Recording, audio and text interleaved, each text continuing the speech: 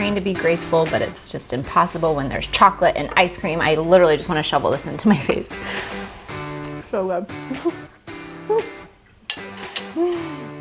Oh, brain freeze. Oh my God. It is time to get cooking. I'm Jacqui Saldana, and I've been creating simple and delicious recipes on my website for more than 10 years with my family. And now I'm inviting you into my kitchen to come cook along with me while I show you how to easily create weeknight dinners, decadent desserts, and everything tasty in between. I keep it real, and most importantly, I keep it simple. Be sure to subscribe so you never miss out on our weekly videos. And now, let's see what we're making today.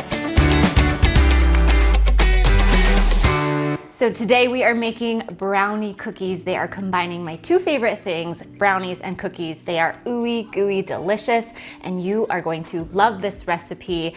It comes together very fast, so simple to make. Let's get into it.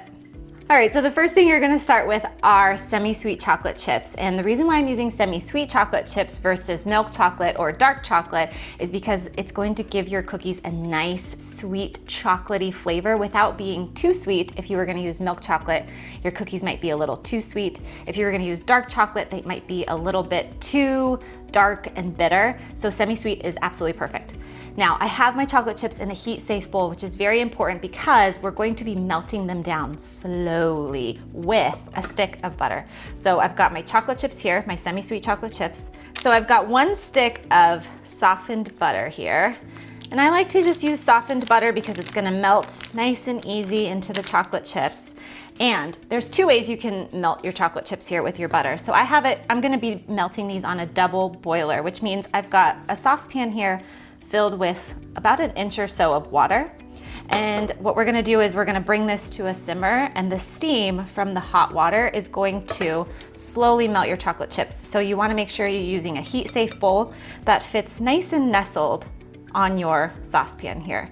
The other way you can melt these chocolate chips is in the microwave. So you can still wanna use a heat-safe bowl, and you're gonna melt it in the microwave for 30-second intervals until it comes nice and smooth.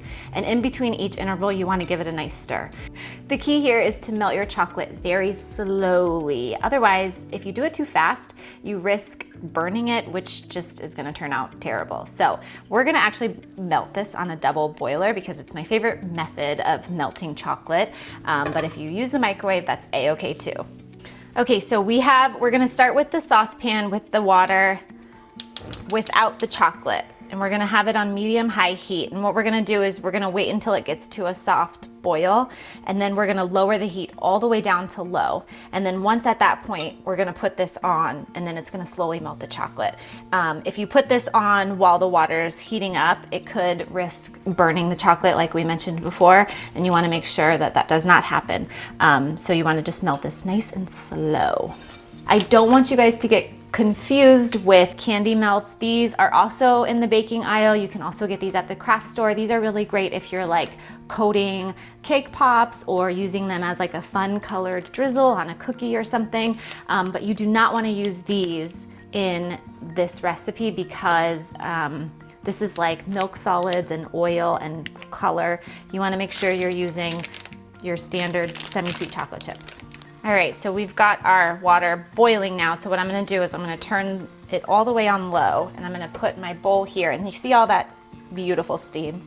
That's what's gonna slowly melt our chocolate and butter together. So here we go. Just kind of zhuzh it along here, help it along. You wanna make sure that you stir it. You don't have to sit here and continuously stir it, but you wanna make sure you don't let this go. Stir it every once in a while because that way you don't burn the chocolate at the bottom of the bowl. Our chocolate is perfectly melted, smooth. Look at this dreamy chocolate. I'm gonna let it hang out here while we get going on the rest of our cookie dough here. In my stand mixer with the paddle attachment, I have got some sugar, white sugar. I've also got some brown sugar, which is key. Sugar, I feel like most cookie recipes call for brown sugar and white sugar together. Okay, so a little bit of vanilla, Yum. All right, so we've got 3 eggs here that are at room temperature. I left these out on the counter for about an hour or so. You really wanna make sure that whenever you're baking anything, you wanna use room temperature ingredients.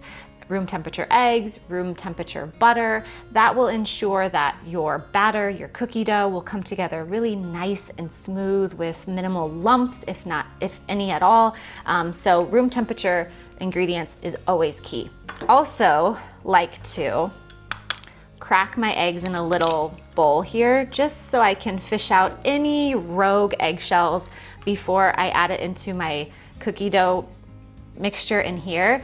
If I add the eggs straight into here, if you get a bad egg or if you accidentally drop in some shell, it's way easier to fix the issue here than it is in here. And I learned that tip from Ina Garten, the queen herself. So, all right, I'm gonna slowly add in 1 egg at a time to our sugar and vanilla in here. Great. All right. So now you're gonna wanna beat this until the sugars and the egg come together as one. It takes about 3 to 4 minutes. So you're gonna slowly add in your melted chocolate while the mixer is going, but you wanna make sure you add it nice and slow because you have eggs here and then you've got warm chocolate. So if you add all this in here very fast, what's gonna happen is that you're gonna scramble these eggs in here and that's not gonna be good at all. So it's very important that you wanna make sure you slowly stream in your chocolate. Here we go.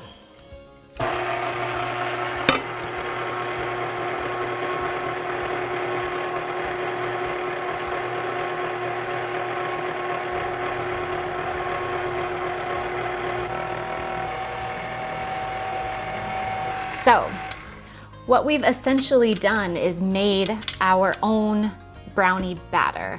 Now, what I said earlier is that we're combining my 2 favorite things, which is brownies and cookies. So now what we're gonna do is we're gonna sift together some ingredients that's basically like the cookie part, and then we're gonna combine them and it's gonna be ooey and gooey and delicious. And I've got some ice cream in the freezer that we'll probably put on it. I'm getting ahead of myself, but that's okay because I get really excited about these cookies. Over here, we've got some all-purpose flour, and I'm just gonna sift it into a bowl here. And I like to sift these ingredients together because we've got our flour, using flour and also some cocoa powder, and it's just gonna mix it all very nice together.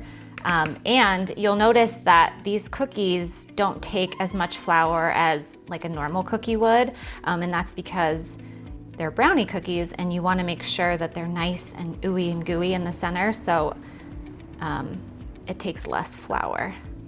All right, and we're using some unsweetened cocoa powder. It's just gonna further our chocolate dream here.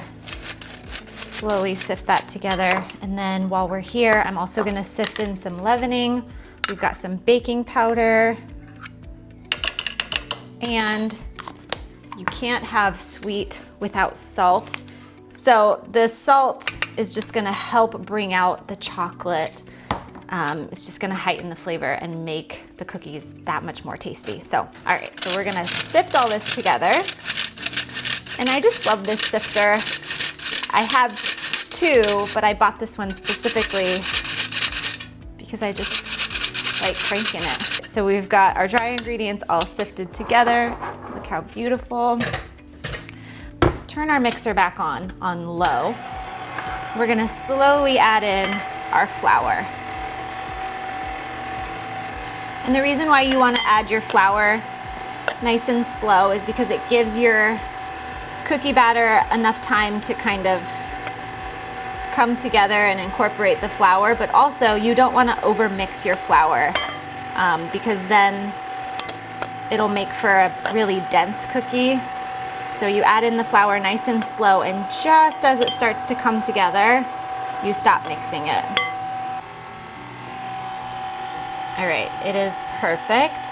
Look at that. If you notice there's some flour here on the ends, it's totally fine. You want to just use your spatula here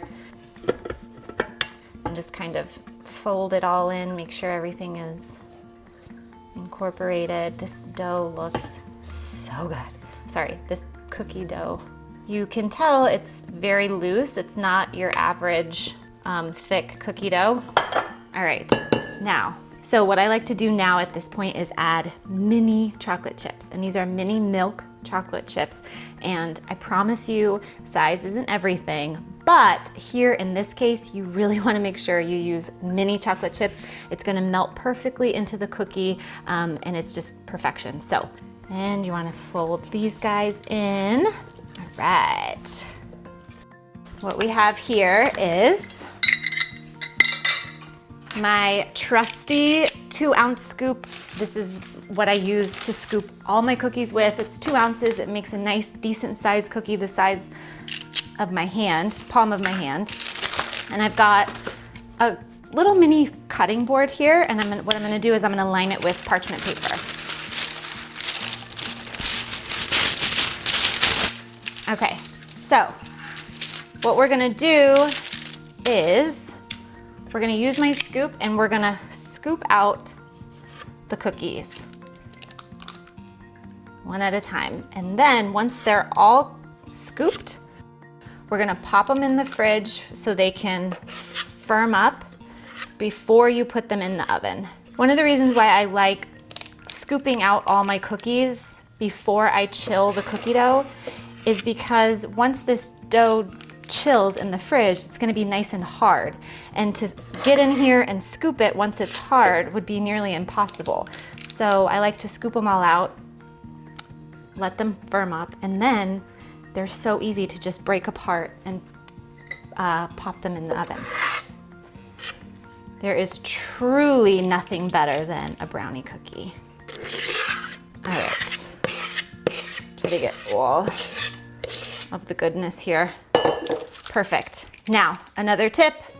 The reason why we put a little cutting board at the bottom here is because if you were just gonna do this with parchment paper, it would be really flimsy and impossible for you to transfer this into your fridge. So that's why we put it on a cutting board, so you could easily pick them up, and you're gonna put them in the fridge and let them firm up for about 30 minutes to an hour until you can easily pick them up and put them on a baking sheet. So let's chill for like 30 minutes to an hour. All right, our brownie cookies have been chilling in the fridge, and they're nice, if you can see, they're nice and firm to the touch. So we have a baking sheet here, and it's lined with a silicone baking mat, but you can also line it with parchment paper. You're gonna wanna make sure you line it with something, otherwise your cookies are gonna stick to the pan.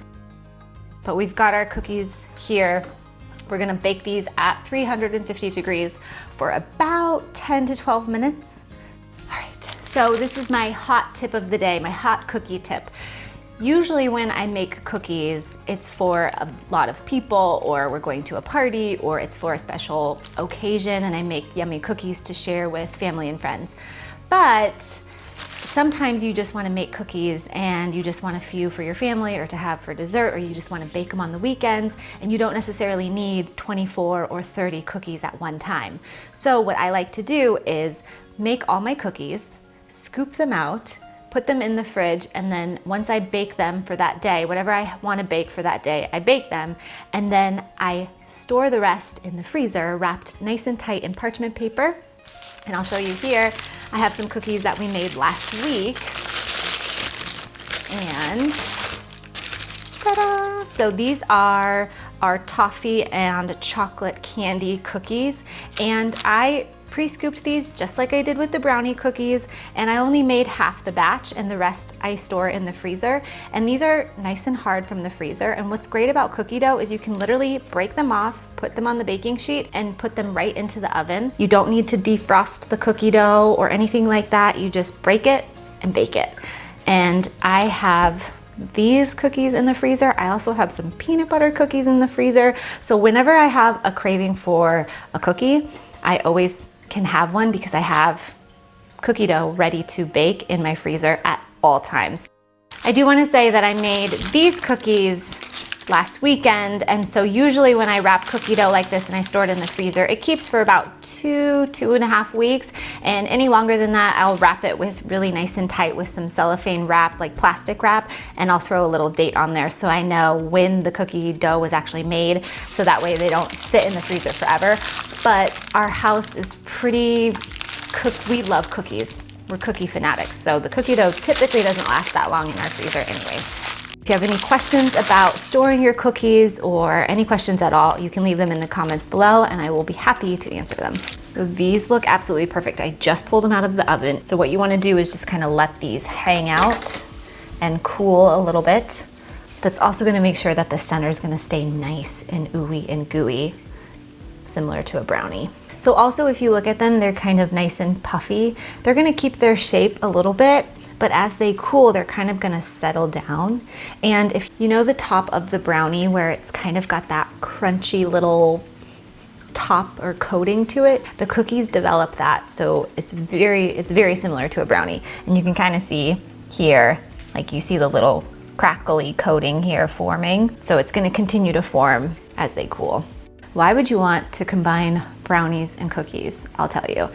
Brownies are nice and gooey and chocolatey and delicious, and cookies are also soft and delicious, but they have like a crisp little coating.